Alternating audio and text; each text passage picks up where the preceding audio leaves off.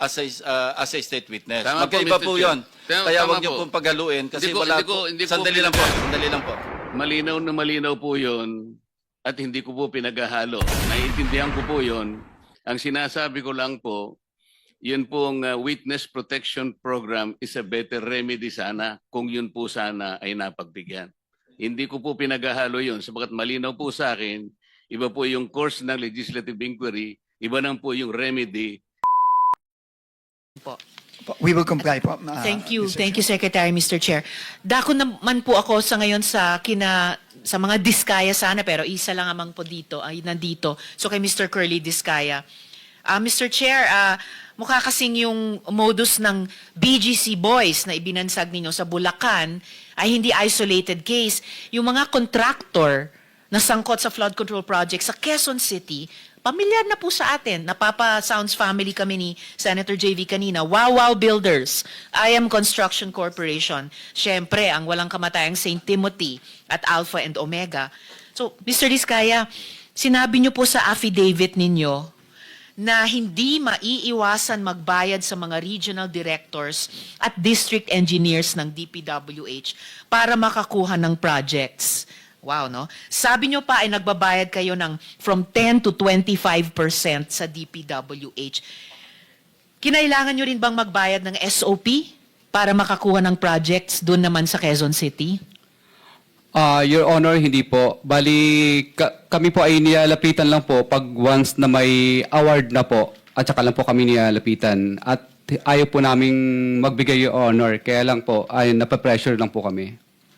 So hindi tama yung unang sagot nyo na hindi kayo nagbabayad. Kasi yung huling sinabi nyo ngayon ay ayaw nyo sana, pero napipressure kayo. So, suma total, nagbabayad din po kayo kahit sa project sa Quezon City. Labag po sa kalooban po namin, pero ano po, kasi magkakaroon po ng problema po ang collection po namin at saka yung mga projects po namin. So labag sa kalooban nyo, pero dahil gusto nyong makakolekta, dahil ayon sa inyo hindi daw kayo makakakolekta kung hindi kayo nagbabayad, again, suma total, Mr. Chair, nagbabayad pa rin kayo. Labag po sa kalooban namin, Your Honor. Labag man sa kalooban, Mr. Chair, o kusa, nagbabayad kayo, tama? Napipilitan lang po kami, Your Honor. Pwede bang palitan yung verb? Wag na yung labag o napipilitan. Nagbabayad kayo, tama? Kinukuha po nila sa amin, Your Honor, yung... Mr. Chair, Hindi naman kayo hino-hold up, I think Mr. the question Chair. of Senator Risa is only answerable by Senator yes Estrada is recognized. Yes, Mr. Kindly Chair. address the chair if you want to or no. Yes, interject. Mr. Chair, I apologize. The question of Senator Ontiveros is only answerable by yes or no. Yes, Your Honor. All right. You answer, Senator Risa. Thank you, Mr. Chair. So yes, nagbabayad kayo.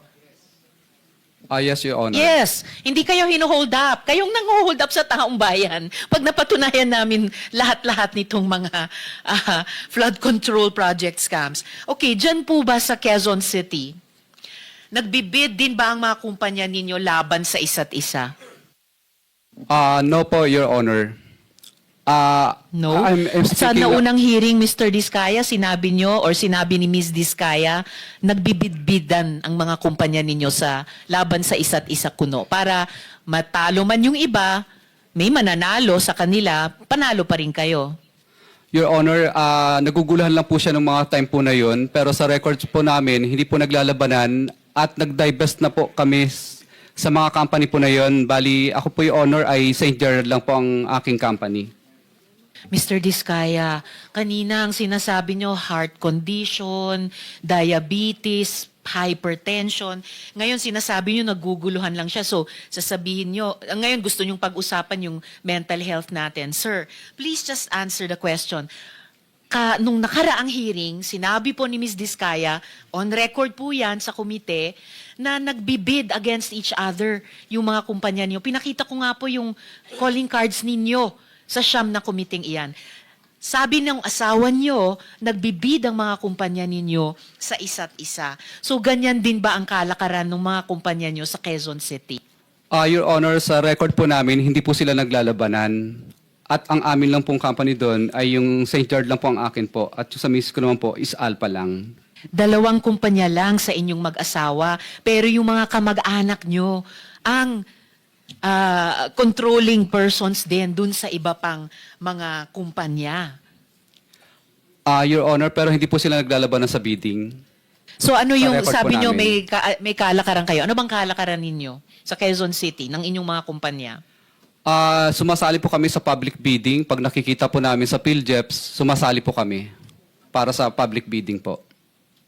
Pero bakit sinabi nung asawa nyo na kahit pagkatapos mabasa nyo sa PhilJeps, nagko-compete, hindi lang isa, hindi lang 2 ninyong mag-asawa, pero yung 9 na kumpanya ninyo sa isa't isa? Your Honor, kinakabahan lang po siya at saka kinakabahan lang po siya, pero sa record po namin wala po naglalabanan. Sige, titignan ko ulit yung mga records ninyo ha, at tatanungin ko ulit si Ms. Diskaya pag nagpakita sila ulit sa susunod na hearing. Dahil mahirap pong magsabi ng one thing sa isang hearing at magsabi ng kabaliktaran nun sa susunod. Perjury po ang tawag doon dahil under oath po kayong mga resource persons. Ngayon, may mga nakausap o nilapitan din ba kayong regional directors at regional director at district engineers dito naman sa NCR? Your Honor, wala po. Bali, sumasali po kami sa public bidding. Pag nakakita lang po kami ng mga public bidding na nakapost sa PhilJeps na invitation, tsaka lang po kami pumupunta at sumasali sa bidding. At nagbayad din ba kayo ng 10 to 25% para makakuha ng proyekto? Yan po ang pinipilit po nila kapag kami po ay na-awardan na po ng project at saka po sila nagdadatingan. At pag nagdadatingan sila at pinipilit kayo, nagpapapilit naman kayo, nagbabayad kayo.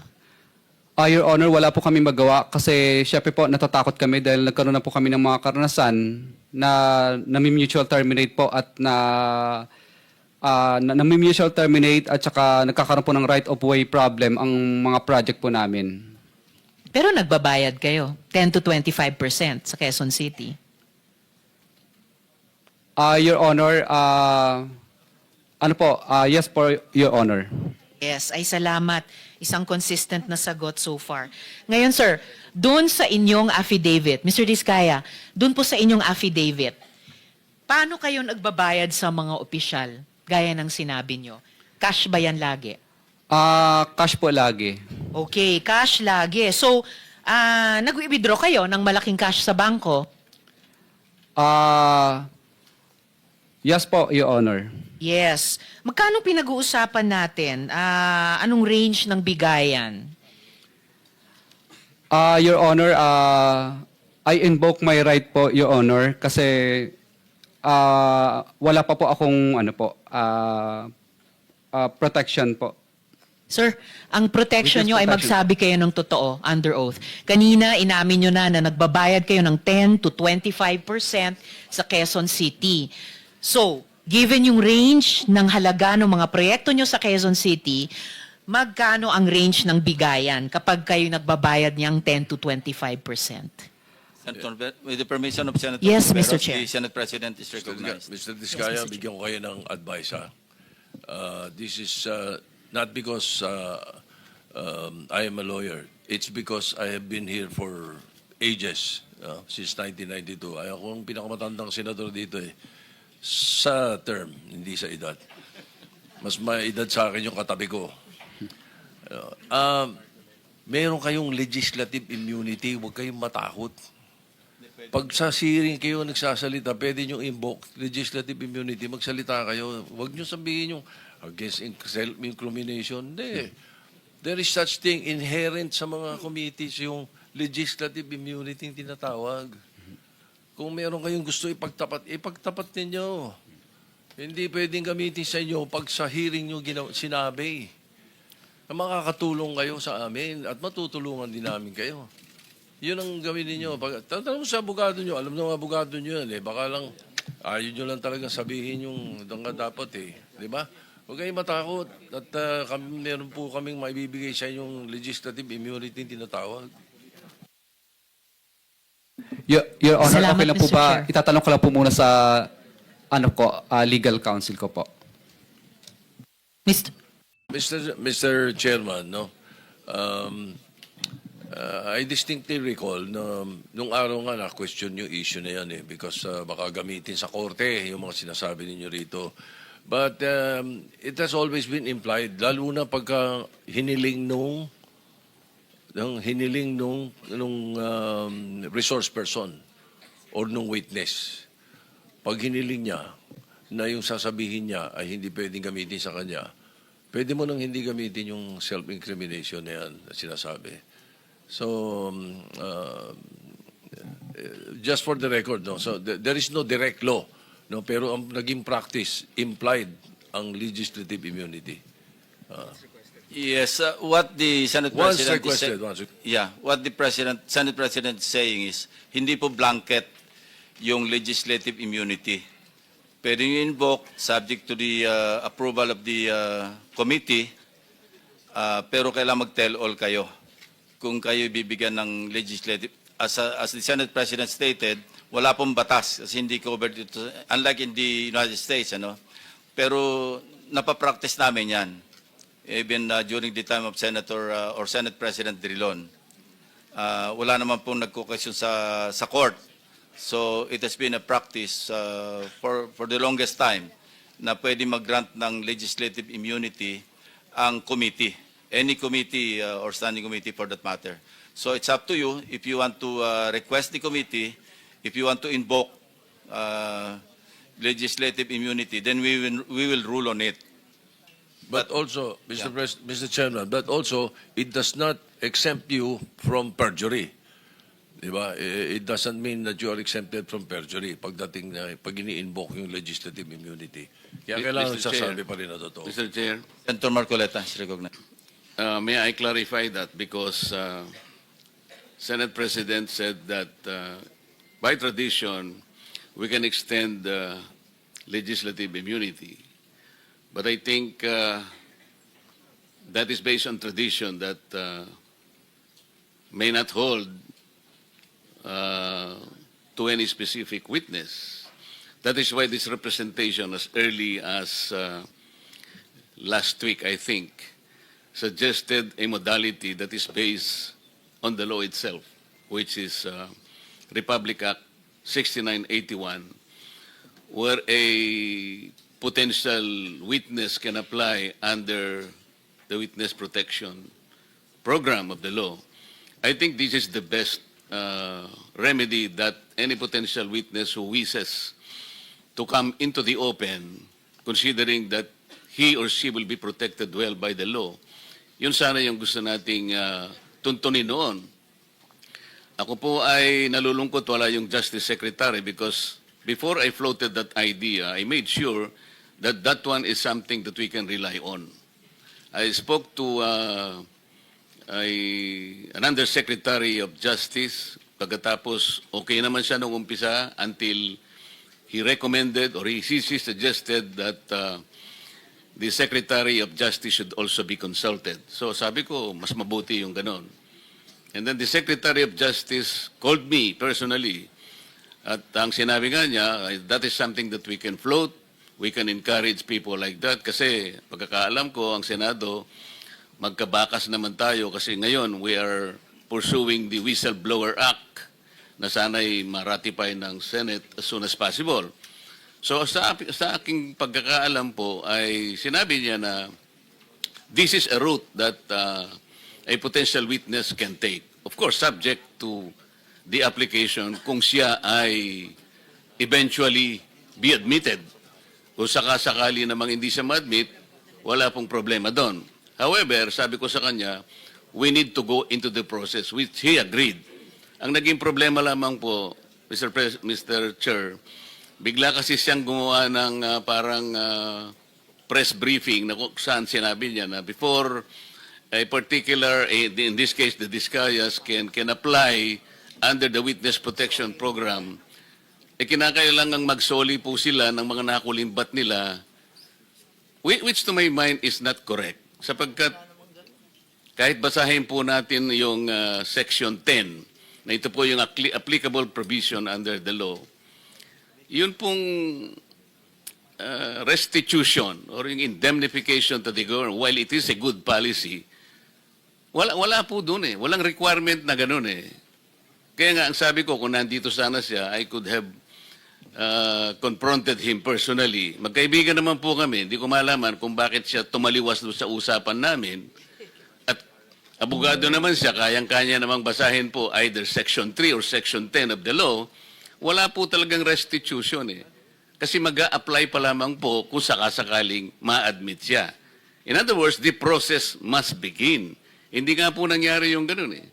So sayang po yung pagkakataon na tuntunin yung remedy, which is very, very legitimate under the law. So inconsistent po yung sinasabi natin ngayon na we can provide legislative immunity, but they aren't immune. May I respond, from perjury. Senator Marcoleta? Thank you, Mr. Chair. Okay. Magkaiba po yung legislative immunity kesa doon sa pagiging state witness. Yung legislative immunity does not extend to prosecution. Ang sinasabi lang natin, lahat ng sasabihin niya rito, maski incriminate niya yung sarili niya, hindi pwedeng gamitin sa kanya. Yun lang po yung legislative immunity. Yung sinasabi niyo po ay yung ma-admit sa Witness Protection Program at pwede siyang tanggapin ng DOJ bilang isang ordinary witness or as an accused na pwedeng i-discharge ng korte as a state witness. Tama po, Magkaiba Mr. po Chair. yun. Kaya Tama wag niyo po. pong paghaluin kasi wala po. Hindi ko Sandali lang po. Wala po tayong jurisdiction doon sa pag-admit sa Witness Protection Program. Under the law, pwede lang tayo mag-recommend. Pero iba po yung pag-uusapan natin, legislative immunity which is implied or inherent sa Congress or sa Senate, for that matter, na kasi meron tayong power of contempt, pwede i-extend yan sa power din to dito. Pero may mga ruling din po dito ang Korte Suprema. At wala naman pang nagdudulog sa Supreme Court. Ginagawa natin ito, as I said, for the longest time, wala naman pong nagko-question.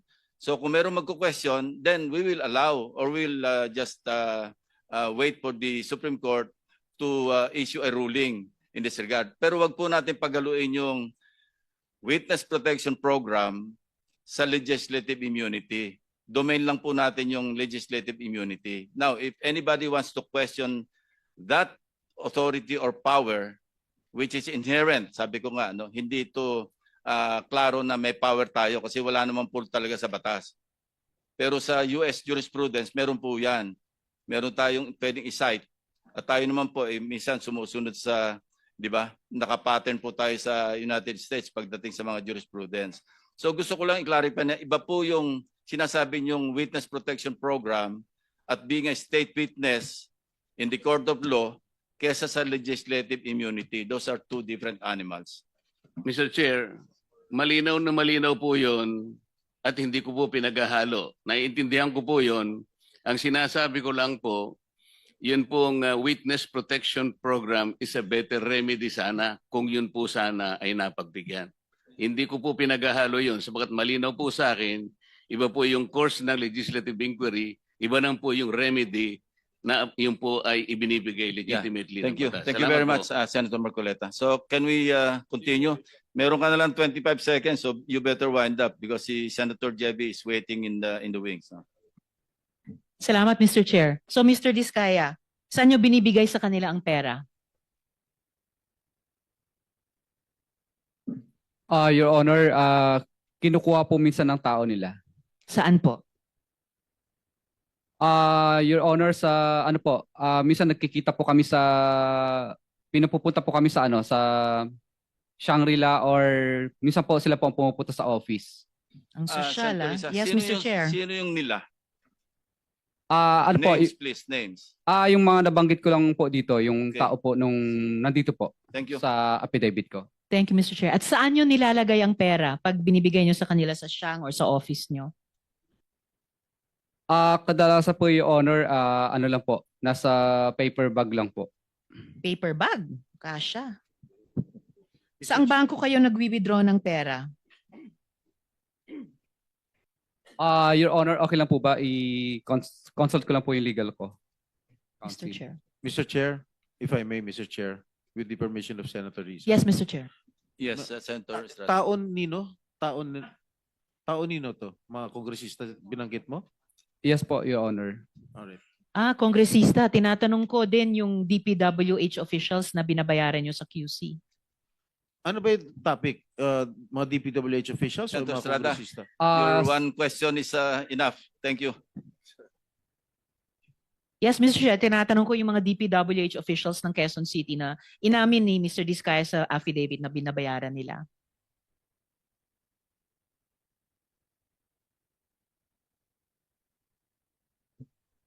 Your Honor, pinupupunta po nila kami sa sa office po nila para dalhin. DPWH office? Yes po, Your Honor. Wow. And so second paper na lang. bag. One, Oh, you- my last second, Mr. Okay. Chair. No, Saan ba your po time is kayo? up actually. All right, But sir. you can proceed with your last My question. last question. And one last brief manifestation. Kasi tinanong ko na, saang bangko kayo nag-withdraw ng pera? Your Honor, ano po? Your Honor, okay lang po ba itanungin ko muna yung counsel ko? Tinanong nyo na po kanina. In the eh. meantime, you can Yes, my last pag-reserve na lang manifestation. yung manifestation sa second round. No? In fairness to the others who are waiting. Yes, Mr. Chair, it's for the AMLAC. Hopefully, hindi pa sila aalis before 12 noon. Yun lang po yung one paragraph manifestation ko po. Alright. Salamat, Granted. Mr. Chair. Manifestation lang po, Mr. Chair, or request po sa Chair na isubmit po ng AMLAC sa komite ang kanilang reports na natanggap on suspicious and covered transactions related to contractors and relevant DPWH officials. That's my request, Mr. Chair. And I think, Mr. Chair, Mr. Diskaya is ready to answer saang bangko sila nagwi-withdraw. Yes, you may respond. Your Honor, I invoke po Bank Secrecy Law. Mr. Chair, I'm not sure if a person may invoke that law. Ang alam ko, ang nag-i-invoke primarily yung mga bangko, Yeah. Mr. Chair. Hindi naman Kindly- sila depositor yata sa Okay. lahat. Senator JB Ejercito is recognized. Thank you, Mr. Chair. Thank you, Mr. Chair. Before I start, gusto ko lang I want to pick up where we left off last time. Ang inaalam natin yung modus para nga in aid of legislation para maiwasan na po ito, no? Mr. Chair, gusto ko lang pong tanong kung si Engineer JP Mendoza ay narito.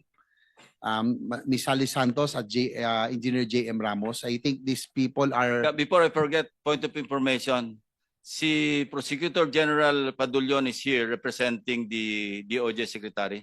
Can you come forward, PG Dong?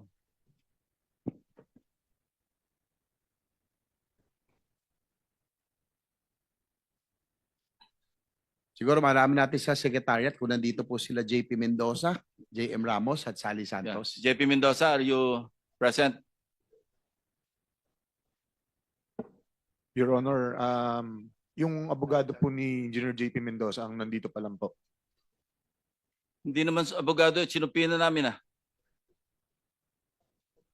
At saka you cannot answer for him. Go ahead, Senator JB. Yun po, Mr. Chair, kung maano si JP Mendoza. Si Ms. Sally Santos po, andito po.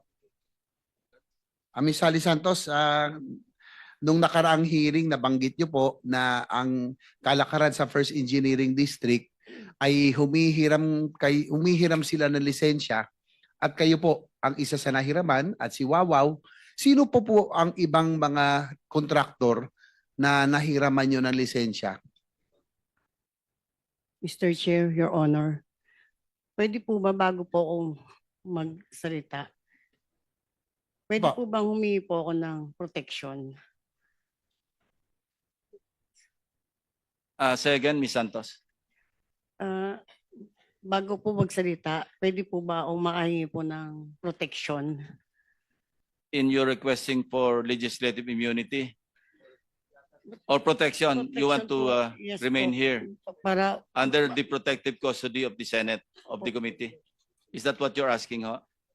basta po protection po kasi natatakot. Anong klaseng protection? Physical? Legal? Anong klase po?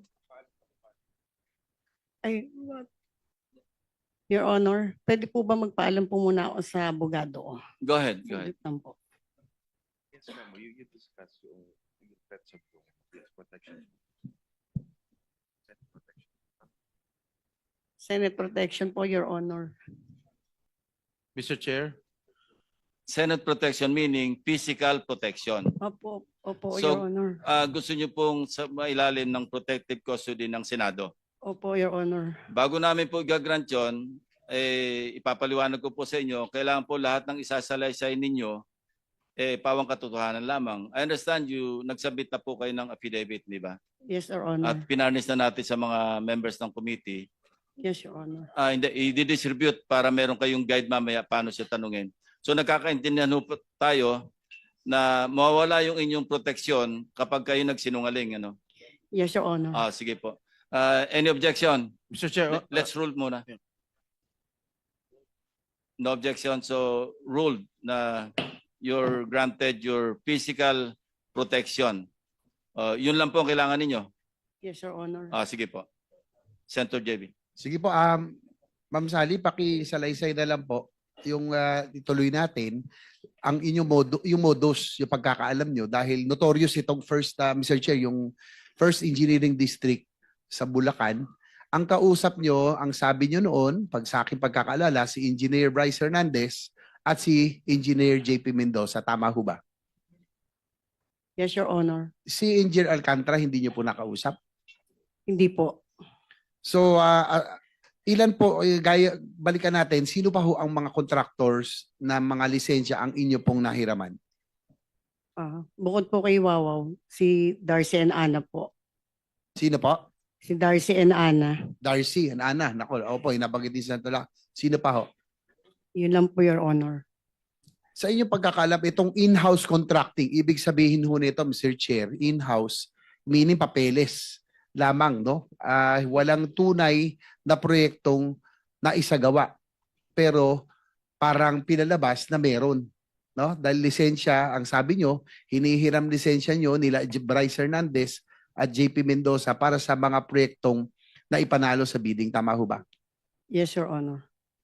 Ilan po ang ghost projects na sa tingin nyo alam? Bakit ho nagkaroon ng ghost projects sa inyong pagkakalam? Alam nyo ba na yung lisensya ay gagamitin para sa proyektong hindi naman talagang gagawin?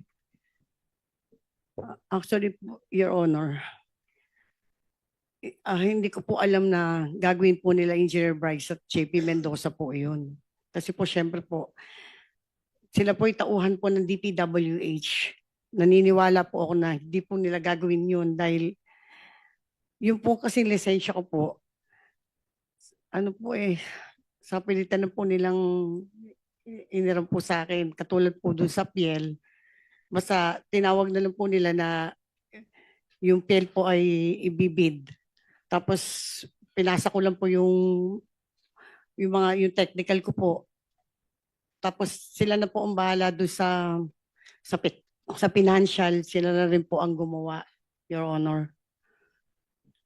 As kay Engineer Alcantara, ang sabi nyo na nakarang hearing ay kayo po'y pumipirma lamang at iniasa nyo lahat ito kala Engineer Bryce Hernandez at kay JP Mendoza, yung pong operasyon at halos lahat ng modus doon sa inyong distrito. Yung normal situation po kasi, involved po yung project engineer na siyang nakakaalam po ng project, tapos pipirmahan po ng implementing section chief na nag-i-implement po ng project.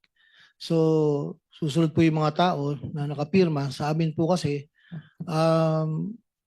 pag po nakapirma na po kasi yung mga nasa baba po sa akin, pinipirmahan ko na po yun. So, sino po ang talagang may alam? Aside from, sabi nyo, si Bryce Hernandez, si JP Mendoza, yung dalawa po, ay talagang involved. Doon po sa kwento kung paano nangyari, hindi ko po masabi po, no? Kasi sabi ko nga po nung nakaraan, na-discover ko lang po yan nung may nag-report po sa akin na certain na ang bago pong construction chief na si J.M. Ramos at si Engineer Galang po na nag-report po sa akin na di Andito umano. ba sila, Mr. Chair, si J.M. Ramos at si Engineer Galang? Secretariat? Kasi po ay ang base sa inyo pong salaysay, nalaman nyo po na nagkaroon ng ganitong mga ghost project dahil po ayaw pumirma, tama ba? Ni Engineer J.M. Ramos? Yun po yung unang report niya sa akin. Tapos po, sinang-ayunan po yun ni Engineer Galang po.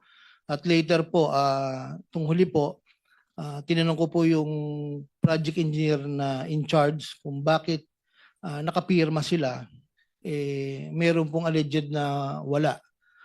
Yun lang po, Your Honor, Mr. Chair.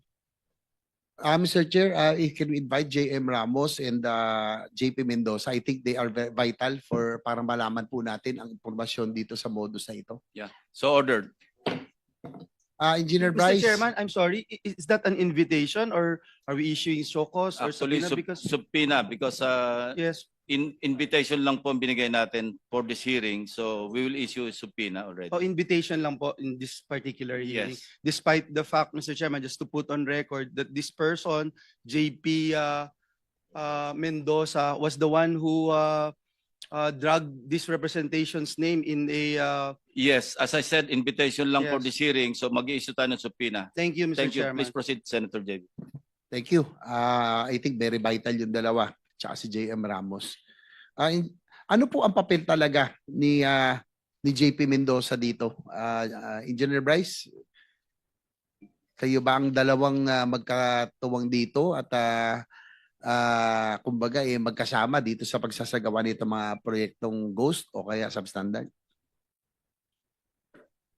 Your Honor, pwede rin po ba ako humingi ng legislative immunity? As a chairman, Yeah, I leave it to the members. Shall we? Anyway, there are conditions. Ano? At maliwanag yung condition. basta kung sasabihin mo yung lahat ng katotohanan, Lahat, wala gaya kang ng tatago. sabi ni Senator ng ating chair, basta po ay nalaman, natuklasan na kayo ay nagsinungaling, babawiin po yung legislative immunity na ibibigay siya at protection.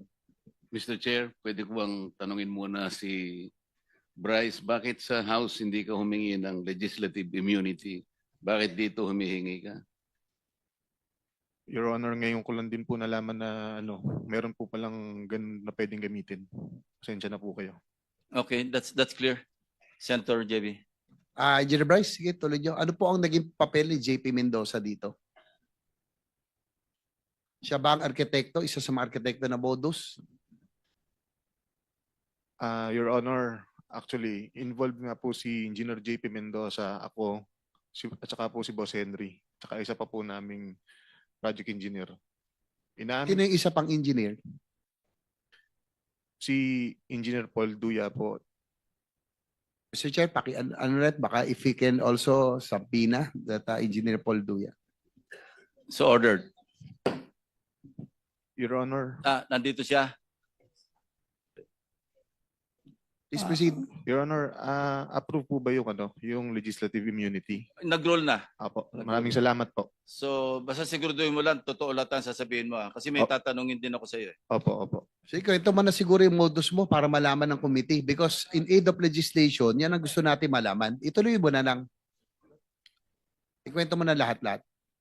Yan nga po, yung project na yan, meron po kaming sharing na pag kumita po, si Boss Henry po merong 40%, ako po may 20%.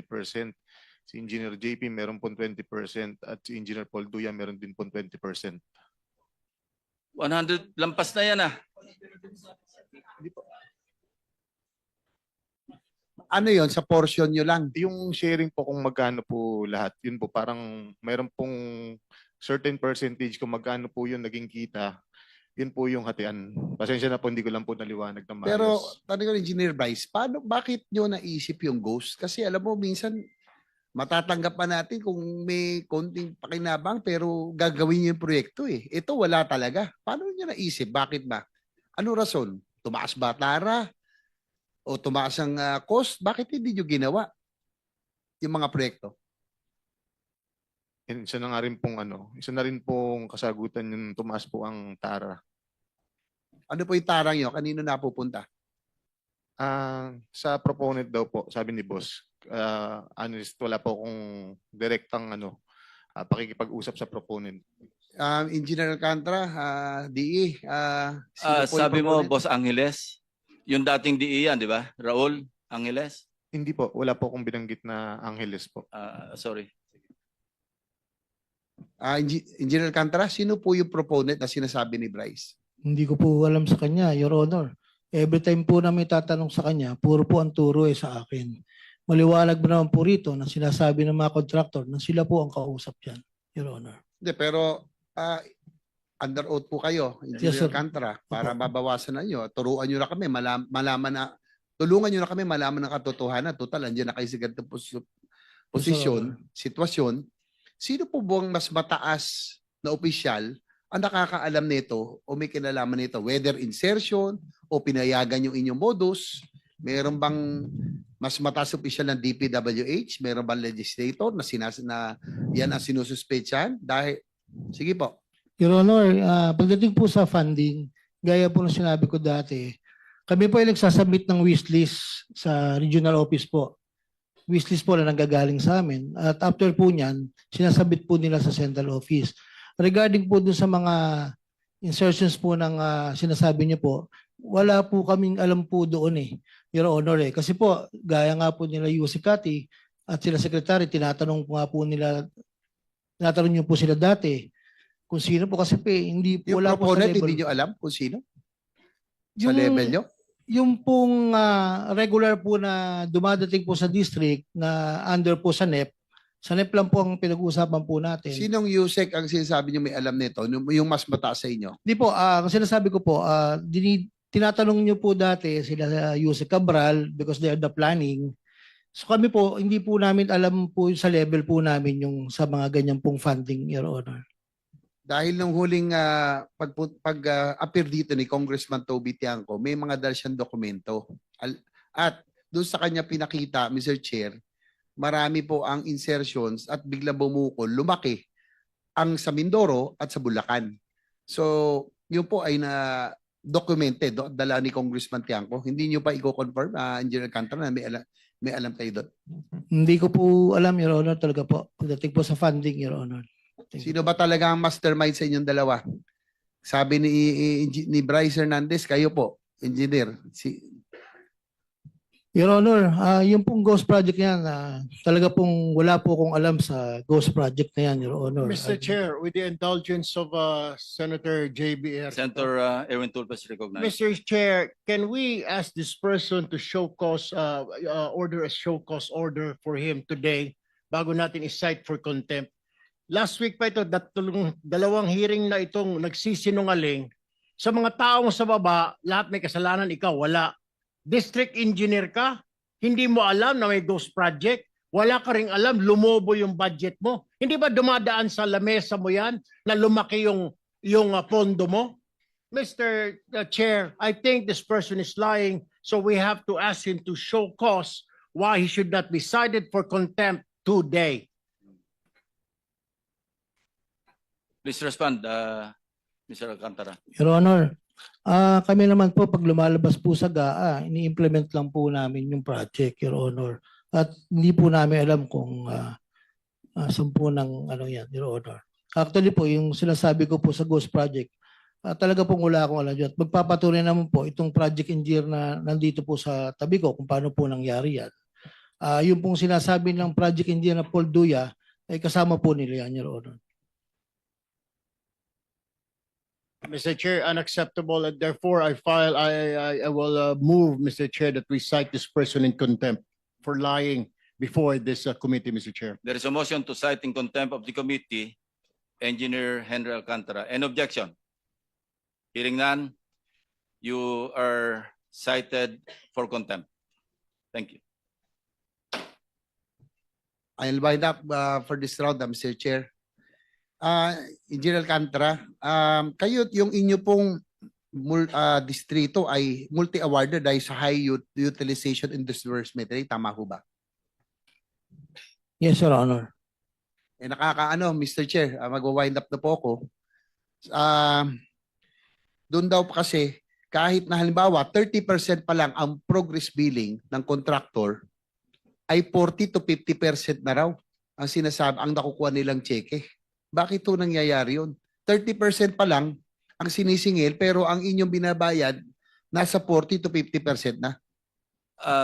Yeah, that's your last question because your time is up.